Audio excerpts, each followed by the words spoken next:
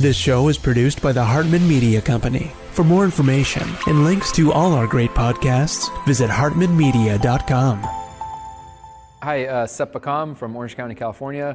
I thought the Empowered Investor event was amazing. This is actually my second time attending. Last one was about 15 years ago. It's a great event, awesome speakers, talk about everything from investing to property management to finding great teams, tax, legal, strategy, and all types of creative software solutions to help make investors successful investing out of state where the numbers make sense. Just a great opportunity, great networking, and just great conversations. Hear from the speakers at the front of the stage and also during the breaks and during the lunch hours and the networking receptions afterwards. It's neat because there's a lot of the macroeconomics that gets talked about, but instead of just being pessimistic and getting scared and waiting on the sidelines, you could hear from other investors and speakers and local market specialists where they can help you see the opportunities through the weeds, right? There's headwinds, but people are still going to need housing, and they're finding great opportunities in the local markets to be able to share with the investors. And I'd highly recommend the events, whether you're brand new to real estate investing or you're a seasoned investor. It's definitely worth the investment. I think if you're on the fence about coming to the events, you got to look at it in terms of if you can get one idea, one relationship, just one epiphany out of it, it pays for itself, and it's pretty certain that you're going to get something out of it. Just because everything is changing so fast when it comes to tax law, when it comes to the economy, and right now tariffs, and a lot of headwinds going on. So it's really important to get around with investors who are smarter than us, who are further ahead, and who are still finding opportunities, right? The neat thing is that challenges us, it challenges our investment theses so that we can actually embark and not just be on the sidelines and not just get hammered by inflation. So definitely think it's worth it.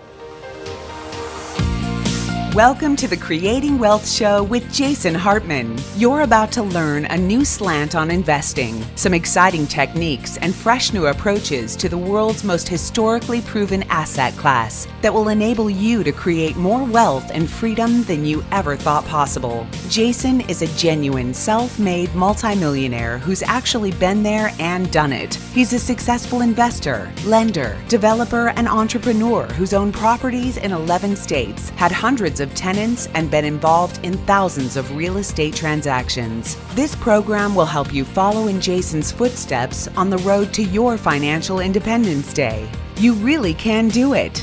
And now, here's your host, Jason Hartman, with the complete solution for real estate investors. Greetings, empowered investors. Today, we're going to talk about booms and doom and gloom and get it all straightened out as to what is the real picture in terms of what's going on. We've got some amazing news on interest rates and the directional stuff that we've talked about before. And I want to start off with this video from Brian Kim. He is a very famous YouTuber, and you've probably seen his stuff around. I know some of you watch his stuff. Again, he's not a housing guy, he's a tax guy, but he does have some insights, and I definitely want to share those. So let's start off with that. After this, I've got a whole bunch of stuff to show you. I'm going to make a few comments on this video, but I think it makes some excellent points. So here we go. In today's video, I want to give you a housing market update. We're going to cover home prices, mortgage interest rates, and what you can expect in the near future. So about that, what you can expect in the near future, that's just going to be my opinion, what I see coming, but it's going to be based off the facts I'm going to show you. Let's begin with home prices. Here are the metro areas where home prices have fallen over the past 12 months. If the bubble is darker red, that means that home prices have fallen more in the metro area. You can take a look at the scale in the top left. If you noticed, most of the declining metro areas are coming from the south. Take a look, especially from Florida and also the West Coast. Now, I want to show you the metro areas where home prices have been going up over the past 12 months. And as you're taking a look at this, it's going to be the same concept. If the bubble is a darker blue, that means that home prices have risen more in that metro area. You can take a look at the scale in the top left. And as you can see, there are a lot of markets where home prices have gone up over the past 12 months. However, the heaviest concentrations are in the Midwest and Northeast. Okay, so of the largest 300 metro areas in the US, home prices have gone up in 195 of those markets, and home prices have gone down in 105. Okay, so I showed you each metro area on the map, but now I want you to take a look at the national average. So take a look. Home prices are up by 1.7% over the past 12 months.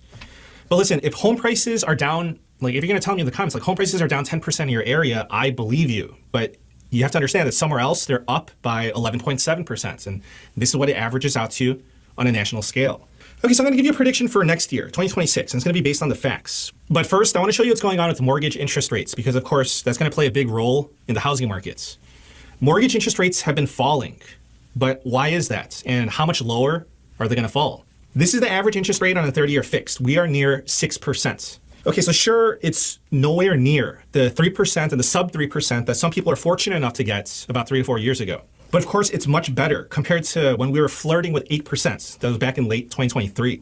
Okay, so rates were super low during the COVID era, then they went way up, and now they're trending down nicely. And I got to tell you, our business has picked up quite a bit since we saw these mortgage rates decline, about, I don't know, I think the pickup started maybe 6-7 weeks ago, something like that.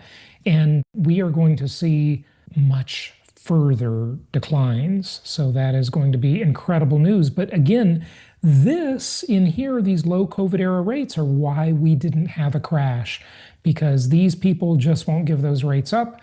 They won't dump their houses on the market. They're staying put. And we've talked about that over and over again. But now it's on a downward trend. It's been on a downward trend in 2025. But why is this happening, and what can we expect? Mortgage interest rates have been falling because the Federal Reserve has been cutting interest rates, their Fed funds rates, and because inflation is not raging hot. Now, when I say that, I mean relatively speaking. And because of the employment picture, and we're going to talk about some big employment news, or should I say unemployment news, in just a few minutes. Compared to 2-3 years ago. Okay, but I can't just leave it like that because there's a lot to unpack here. First of all, the Federal Reserve does not control mortgage interest rates. So here's how it goes. When the Federal Reserve cuts interest rates, it affects interest rates on short-term government debts the most. Now, I just want to emphasize this part. So I've said this before, but I just want to remind everyone. Mortgage interest rates are correlated to the interest rates on the 10-year government debts. So when the Federal Reserve, when they cut their Fed funds interest rates, yeah, it's going to help to lower mortgage interest rates somewhat. So that's why we're seeing a moderate decline in rates, we're not seeing like a plummet. But you have to remember that we're just talking about interest rate cuts, so Fed rate cuts. The Federal Reserve has other tools to lower mortgage interest rates. Now, I want to give you my expectation. The Federal Reserve will be ending their monetary tightening cycle very soon. Word on the street is that it may be even this month. Now, it's my expectation that the Federal Reserve will continue cutting interest rates, and they're going to start their quantitative easing cycle in 2026. Wow. Okay, just make sure you understand the significance of what he just said, which, by the way, I agree with. I think it will come early next year, the QE cycle, but the rates are coming down before that. They're already coming down.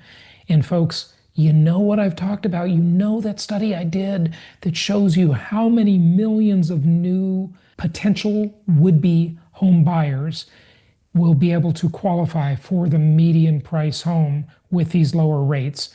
It's absolutely shocking and incredible based on the very low, historically speaking, amount of housing inventory we have, just under 850,000 homes for sale.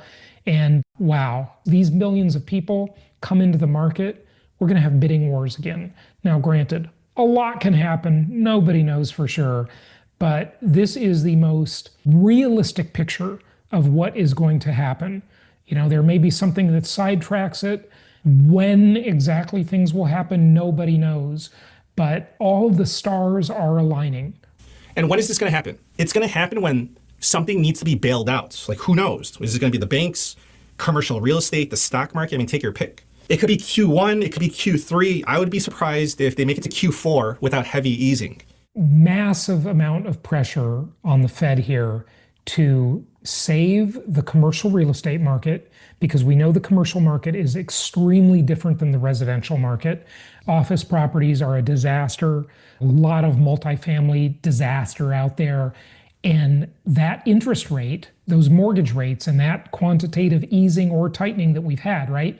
That affects both markets, but they're going to be very unequal. This is going to benefit the residential market in terms of lots of really good returns for investors coming our way. And it's just going to save the commercial real estate market from absolute devastation. And we've talked about that a lot before. Okay, but what does all this mean in plain English? It means that mortgage interest rates will continue going down.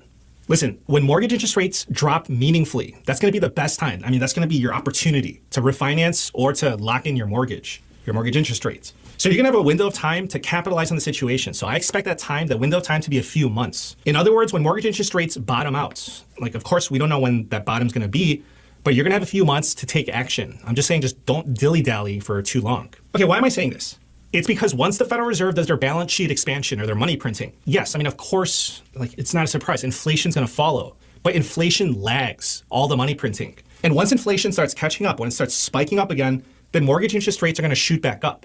That's because the 10-year yield and the 30-year yield are going to shoot back up when inflation is raging again. And listen, I'm talking to the people, like mainly to the people that have mortgage interest rates locked in at 6% to 7%. For those people, they should definitely refinance. Like, you have to strike when you get the opportunity. If you're already locked into a mortgage interest rate of around 3%, maybe even sub 3%, then you don't have to worry about any of this. Now, circling back to home prices, it's going to be the same story. Like, I just want you to just think about it practically and just logically. The Federal Reserve will be cutting interest rates and they're going to be printing trillions of dollars, okay? I mean, of course, it's going to cause more inflation, like inflation in prices of everything, food, utilities, home prices. Like, home prices are not going to be immune to this. Okay, so why would home prices crash if the Federal Reserve is going to blast on the money printers and print trillions of dollars and inflation's coming? Exactly. I mean, it sort of seems like these doomers out there, the crash bros that we've talked about so much, they must be either just like Jerome Powell, our Federal Reserve Chair, totally behind the curve, right? Do they still think it's 2008? Or do they still think it's even 3 years ago? I mean, 3 years ago, you could argue. Now, they were wrong, and I was right, okay? But you could argue that they had a point. We are now way late into this cycle, and the market hasn't crashed. It has gone up steadily since we had the highest, fastest interest rate increases in history. And the market has been totally resilient. Now, granted, like he said, and like I say, well, what I say is all real estate's local. Of course it's uneven. I'm talking national stuff here. You know, if you're in Austin, Texas, or if you're in Punta Gorda, Florida, you've seen prices go down, 12, 13, 14%. That's not a crash, because a crash would be 20, 25%. Okay, so it's not a crash, but it definitely hurts, right? And people have noticed that. And there are some other markets that are not too great either. But at the same time, we see a lot of other markets appreciating. So the overall average is up. It's not up much. It's been pretty boring. It's been pretty muted. But we can see the incredible resilience even after tripling the cost of money, only because there is such a shortage of housing. And you can read this headline from 2022. Home prices, just so you know, hit an all-time high this year in 2025. And if you think, okay, well, if home prices keep going up, then nobody's going to be able to afford a home. Therefore, home prices can't continue to go up. My response to that is, like, seriously, like, is that what you're thinking? Is that what you truly believe? Like, have you seen home prices in California? Like, have you seen home prices in New York City? Like, if it can happen there, it can happen in your hometown too. So, what he talks about is he's making a really good point, right? Decades ago, everybody said nobody could afford a home in New York City or in some of the main California cities. Yet prices kept going up and people kept buying homes. They weren't the same people necessarily. And incomes definitely did not keep up with home prices. So there are different kinds of buyer profiles that were still able to buy in these markets. But the point he's going to make about the institutional investors coming up, because I've watched the video already, is quite interesting as well. But think about it. When I noticed, maybe this was about 28 years ago, okay, when I was in traditional real estate, and I owned a traditional real estate company in Southern California. Coldwell Banker bought it from me 20 years ago. But about 28 years ago, I remember really noticing that the housing affordability index was very flawed. And it was flawed for many reasons, which I've talked about on prior shows, but not for a long time. I think the Housing Affordability Index, published by the National Association of Realtors, is like my third favorite index. It's pretty good, but here are the gaping holes in it, the big flaws, okay? And that's why my second favorite is the HPI, the First American Home Price Index, and my first favorite is, of course, the Hartman Comparison Index, the HCI. Anyway, back to the Housing Affordability Index, number 3 on my list, number 3. So this compares the median mortgage payment to the median income in an area. That's essentially what the index is. It's a little more complicated than that, of course, but that's the basic idea. Now, that seems pretty logical, that if a lot of people can afford the median mortgage payment, hey, that's going to pump the market, and the market's going to go up because they're going to buy houses. And if people can't afford it, the market's going to go down, and they're not going to buy houses. And that's going to cause a glut of inventory and a lot of supply on the market and very few buyers absorbing that inventory. Okay, great. That seems perfectly logical. But think about the giant flaws. There are some real flaws in that index. Number 1, it does not include foreign buyers.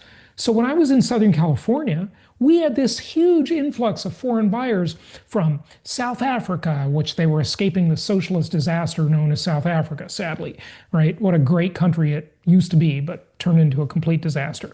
A lot of Chinese money was flowing in, or just Asian money in general, right? And a lot of Middle Eastern money was flowing into California. So the Housing Affordability Index doesn't take into account their incomes, their level of wealth, or anything, right? This is FDI, foreign direct investment. Okay, that's one factor.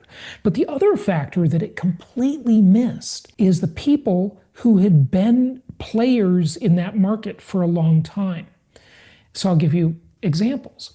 The typical person, like, mid-level or even lower-level person on the socioeconomic ladder in Irvine, California, or Newport Beach, California, okay? They weren't making any big income, but guess what? They bought a condo a long time ago, and then they traded that condo for a house, and then they traded it for another house, and they've been doing this for, 20 years, right? Every 6-7 years they moved, and they moved up to another house. And they gained so much equity over the years that their mortgage balance was maybe only half of the value. So they were just simply trading equities. They weren't paying the mortgage payment on the median price house.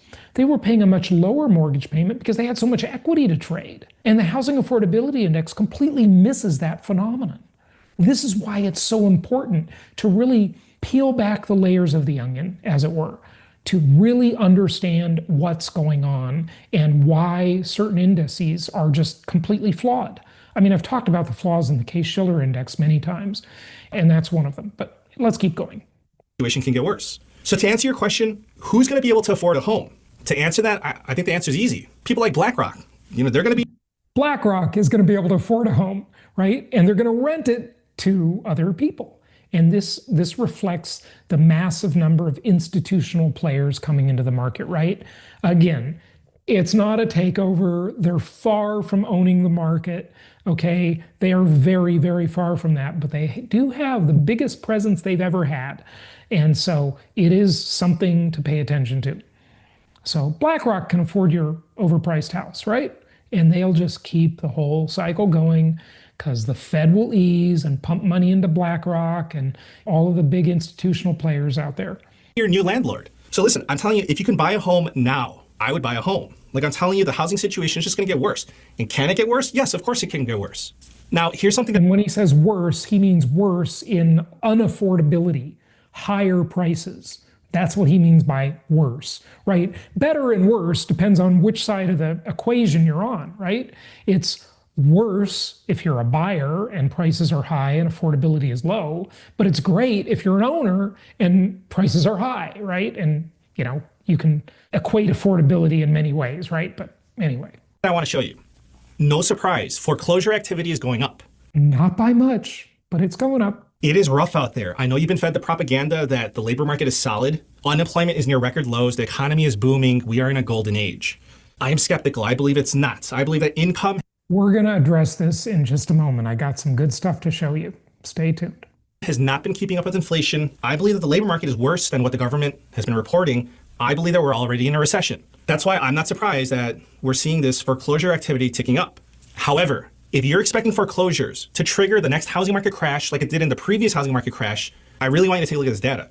Okay, so sure, foreclosures are going up, but they are nowhere close to where we were during the last housing market crash. I mean, if you're listening to this on audio and you're not seeing this chart, it's mind-boggling. And I've shown you charts like this before. This shows how, we saw dramatic foreclosure levels during the Great Recession, and a lot of properties that never even reached foreclosure, right? And then that slope went way, way down. During COVID, we had moratoriums, so it went to basically essentially zero, okay? And then it went up, and it's just bouncing around this very, very low level. Remember when I was on another podcast a few years ago, and they were all, attacking me and saying the market's going to crash, and Jason, you're wrong. And of course I was right, but I was being my nice, humble self, okay? And I jokingly said, yeah, the foreclosure rate is really spiking. Last year, there were 12 people in the United States who were in the foreclosure process. Now there's 17. Of course, I was joking about the numbers, but then you get the idea. There's like nobody in foreclosure, okay? And I'm going to show you another chart on this in just a moment. It's just a nothing burger, right? It's just a nothing burger so far. That could rise, of course, but very, very unlikely given all of the circumstances we have now. You're not even at the level of foreclosures that we were in 2005. If you're waiting for foreclosures to spike so that home prices crash, you're going to be waiting for a while. If you go from this level of foreclosures to the peak, that's about 5 years of waiting. But did you know that's when foreclosures peaked? Home prices didn't bottom out until 2012 in the last housing market crash. So that means that you may be waiting another 8 to 9 years for the bottom of a housing market crash if it happens. If you wait 8 to 9 years, then can you imagine how much home prices are going to go up by then? They're probably going to be still much higher after the crash than they are right now. This is when it would be a bad time to buy a home, when foreclosures have already massively spiked up. And it's basically telling you, giving you the warning that home prices are going to crash. Maybe we'll get there in 4 years, maybe we'll get there in 7 years, who knows? So if you're going to be looking at foreclosures to judge when the housing market crash and the bottom is going to take place, then I'm sure that this information is going to be somewhat helpful to you. So I'm just giving you the facts, which is why I'm saying that I believe that if you can buy a home right now, then I would buy a home. That's just my opinion. And he's just speaking to homeowners, but what if you're an investor? Of course, if you're listening to this, you're an investor, right? And you can go buy 10 more houses, and you can take advantage of all of the things Brian is talking about times 10. You can 10x all of these benefits. And one thing that really bothers me is when people say, well, if you buy a home, then you lose because you have to pay property taxes. There's all these expenses and stuff. But I just want to point out the fact that when you rent out a home, if the property taxes go up, your landlord just passes on that cost to you. I hope people understand that. Yeah. Well, at least the people that keep making. Like I've always said, every company and every property is a pass-through entity. They're all pass-through entities. Now, granted, they don't pass through immediately, but they do ultimately. You might have a 1-year lease on your house and your insurance goes up or your taxes go up or whatever, right? You can't raise the rent that month. Okay, you as the investor have to have some staying power, and you have to be more mature about it, and you have to wait to get your return, but you ultimately will. All you have to do is look at history and look at the simple logic of the marketplace supply and demand balance. The arguments. Listen, I just want to say that buying a home to live in, it's not really an investment, at least that's my perspective. That's how I see it. It's not a get-rich-quick scheme. It's about owning your own assets to protect yourself from inflation. So it's very straightforward. This reminds me of one of my friends was renting during the pandemic, and they raised his rent by 40% just overnight when his lease expired. And they said that that's the new rates. You can accept it. Otherwise, we have renters that are ready to take your place. And that's how rents were going up. We all know that. We reported on that many times. During the pandemic and right after it, for the following year, rents were skyrocketing. And now I know rents have been a little bit soft. We've had a record number of new apartment deliveries that are competing with and taking from the single-family home market, where these renters, a lot of them would be single-family home renters and wanted a single-family home, but the apartments were just making such good deals, and still are, but that is kind of evaporating now, that they are stealing some of our rental demand. But that ain't gonna last very long, okay? I give it about 6 more months. And I just want to end by saying this. Like, I wish for affordable housing, for a solid labor market, for a booming economy, but I mean, I just don't expect that for 2026. I'm looking at the situation, I'm looking at the data, and honestly, I just don't see it. That's just my opinion. You can let me know what you think. Okay, so let's look at some stuff to follow up on Brian's video. Thank him for that. Go check out his channel. So look at this. Single family serious delinquency rates. Now, serious delinquency, again, is someone who's 90 days or more behind on their mortgage payment, okay? And on this chart, we've got Freddie Mac and Fannie Mae, the two biggest players on planet Earth in the whole world in the mortgage market. And things were bumping around at 0.5%, below 1%. And then the Great Recession hit, and we went up to like 6% for Fannie Mae and about 4% for Freddie Mac. And then they just steadily plummeted and plummeted way down to COVID. And a lot of people during COVID did moratoriums, and some just defaulted because there was a moratorium on foreclosures. But what I'm saying is they did workouts where the lenders would just let them not make payments or lower their payments. And all of these programs, we reported on it ad nauseum during that time. Okay, so then they couldn't move them out, right? And so no foreclosures, foreclosure moratorium. So people just, what they do, they just defaulted, okay? But immediately when that ended, the serious delinquency rate plummets again, just immediately. Like, look how fast it just drops. And then we get into normality again. And still below 1%, about 0.5%, right? This is about the same thing we had, even lower than 1998, 99, lower than 2000, 2001. We're right about the same as that, on up to the Great Recession. So here's the interesting headline. This is from Bill McBride. I subscribe to his paid newsletter. Fannie and Freddie, that's Fannie Mae, Freddie Mac, the two biggest mortgage market players on planet Earth, single-family delinquency rate increased in September. And you see what the increase is. It's like nothing, okay?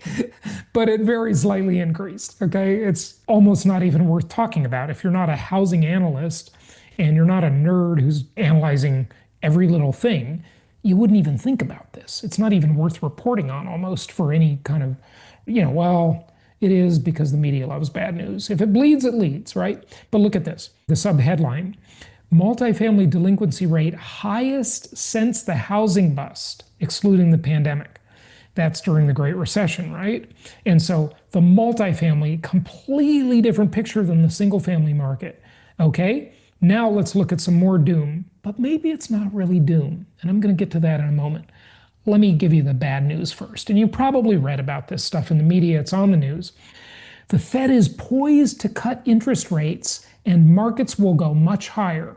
There's the good news. But why is the Fed poised to do that? Well, the rates are definitely going down, and now we've got a big reason to make it happen, and that is a lot of layoffs. Check this out, okay? Recent layoff announcements, and you've probably heard about these. UPS, 48,000 employees. And by the way, they never tell you compared to what. Isn't that so frustrating? So I had to look this up. I had to look it up this morning and do the research and find out what that really means.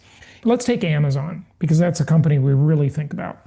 So they laid off up to 30,000 employees. I think they laid off 14,000 employees, and then there's some talks about laying off up to 30,000.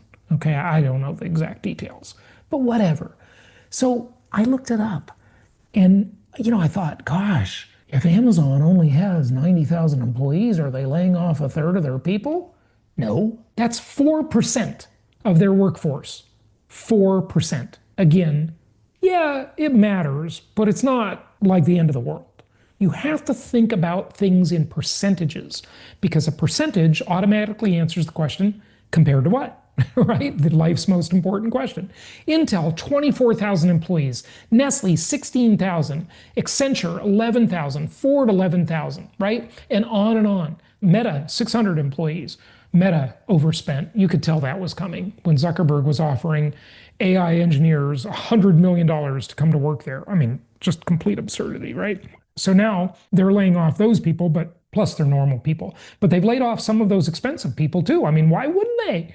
They're too expensive to have around, right? That was just craziness to recruit people while he could, right? Okay, so now this gives the Fed great cover to start cutting interest rates, and Powell can save face, right? Now he has a reason. So Anthony Pompliano's newsletter, the Fed is poised to cut interest rates and markets will go much higher. Now, mostly he's a stock guy. So he's a stock and a crypto guy. He's a big Bitcoin fan, right? You rarely see more than 100,000 employees being laid off when stocks are hitting all-time highs and companies are reporting record earnings and year-over-year growth rates are accelerating. This explosion of productivity is coming as a direct result of technology making companies more efficient, which will only continue in the coming years. I'm going to give you a new way to think about this in just a moment. So the Fed can ignore technology all they want, but it won't change reality. And the reality is that interest rates will have to continue falling in order to address labor issues. Well, what does that really mean? I want to just remind you about all of the so-called experts, the technology experts, that were looking at all of the technology that was about to explode. The 60s really was an amazing decade. Aviation, lasers, all of the aviation records we broke in around the 60s, and the space age and laser technology and the predecessor for the integrated circuit, right, was right there, 60s, 70s. And then we hit the stride, right? And all of these experts thought productivity will increase by so much that people can just work 2 or 3 days a week. Well, that was the prediction, right? And that didn't happen. Why? Why didn't it happen? The productivity increases happened, but mostly those gains went to the companies, not to the employees. So there's always the big fight between capital and labor. That will be a never-ending, never-resolved war between capital and labor.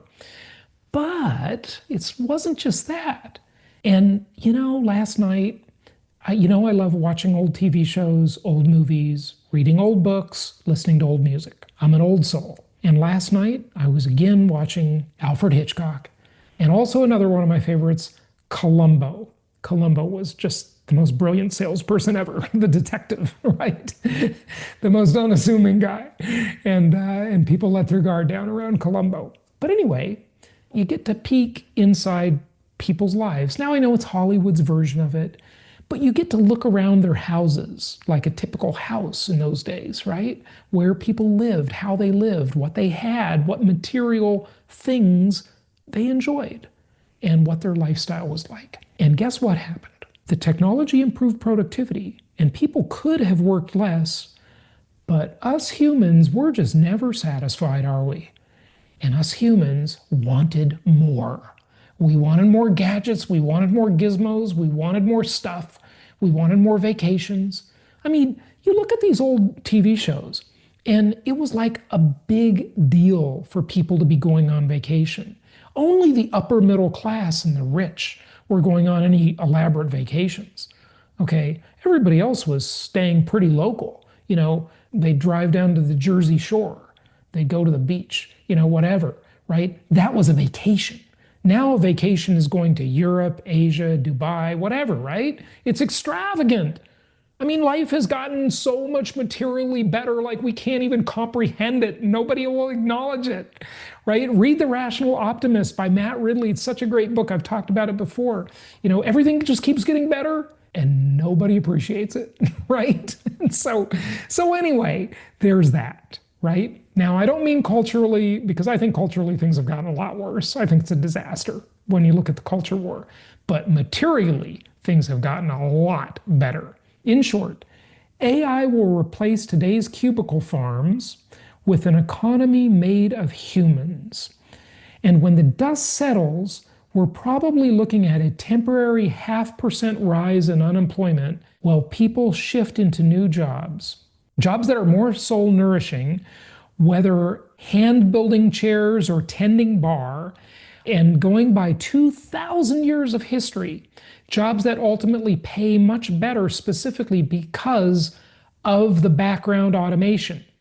In other words, the automation and the technology makes the job easier and better and lifts people out of the mundane. Okay? In the near term, this transfers wealth to blue collars and away from journalists. And a lot of these layoffs, by the way, especially at Amazon, were white collar layoffs. It's interesting how the dynamic is shifting. Maybe that hot girl who wanted to bag the lawyer as her boyfriend will now appreciate the plumber a little more, right? So it's changing, right? Because those are the harder things to automate. It's changing, right? In the long run, it makes our economy more humanized than the soul-crushing cubicle farms that future generations will look upon with pity. What's my point here? Okay, what is my point? Well, let's just go a little further into this, right? So here are some automation waves throughout history and the approximate start dates and the primary impact area. Really interesting, okay? This is fascinating. I think this came from Shapiro's newsletter. I can't remember right now. Controlled fire, okay? 1 million years BCE, okay? That's a long time ago. That primary impact was energy substitution, stone tools. 2.5 million years ago BC, okay? Manual labor extension, right? We could do things better, faster, easier with tools. Domestication of animals, 9,000 BCE. Labor substitution. Made it easier to have the ox help us plow the field than for us to do it by hand. Agriculture in the Neolithic Revolution, 8,000 BCE. Food production got much better. Pottery and storage, 7,000 BCE. Surplus and time shifting, right? We could store things, we could store food, we could store liquids, and it helped us shift time. Plow and draft animals, okay? Agricultural labor, 4,000 BCE. Writing and numbers, right? And you know, that documentary I talked about years ago on the show, I had several of you email me about that. I think it was just called Maths with an S. That's the way they say it in Europe, I guess. That was fascinating. 3200 BCE, information processing. Water wheels, 200 BCE. Mechanical labor was saved, right? Sail-powered ships, 2000 BCE. Transportation got better. A horse collar and iron plow, 500 CE, right? In the Common Era, so after Christ. Okay, agricultural productivity. Mechanical clock, 1300 AD. Okay, labor coordination. We could coordinate labor much better if we had mechanical clocks and people could keep time and make agreements. The printing press, of course, Gutenberg, right? The 1400s, windmills, the steam engine. Look at all of these people in their day during this time in these different points, I'm sure freaked out and thought, oh, it's going to lead to mass unemployment. I mean, why wouldn't they think that? Of course they would think that. But somehow everybody figured it out. And they figured out that they would just want more stuff as productivity gains got better. I mean, isn't this actually the point? Isn't the point to work less or to work more meaningfully? I mean, think about it. What does AI really replace, right? It replaces the mundane task of answering emails and doing spreadsheets, the cubicle farms, right? That is the modern version of mundane menial work. Although people think, oh, those are information sector employees. They have to be really intelligent. And yes, that's all true. But this is not like the soul nourishing work these people really want to do. Okay? So, I can go on, but we're running out of time. I'll cover some of this stuff on a future show. And I want to cover some more housing stuff too, but we're just out of time today, so I got to run. Okay, we will have, of course, another masterclass coming up the second Wednesday of every month. Always join us for those. Pro members, and if you're not a pro member, go check out empoweredinvestor.com and join us in our pro group for our once a month small group Zoom meetings where we help you self-manage, we help you with every aspect of your investments and your portfolio and so forth. That's Empowered Investor Pro. And until next time, happy investing. Thank you so much for listening. Please be sure to subscribe so that you don't miss any episodes. Be sure to check out the show's specific website and our general website, hartmanmedia.com, for appropriate disclaimers and terms of service. Remember that guest opinions are their own, and if you require specific legal or tax advice or advice in any other specialized area, please consult an appropriate professional. And we also very much appreciate you reviewing the show. Please go to iTunes or Stitcher Radio or whatever platform you're using and write a review for the show. We would very much appreciate that. And be sure to make it official and subscribe so you do not miss any episodes. We look forward to seeing you on the next episode.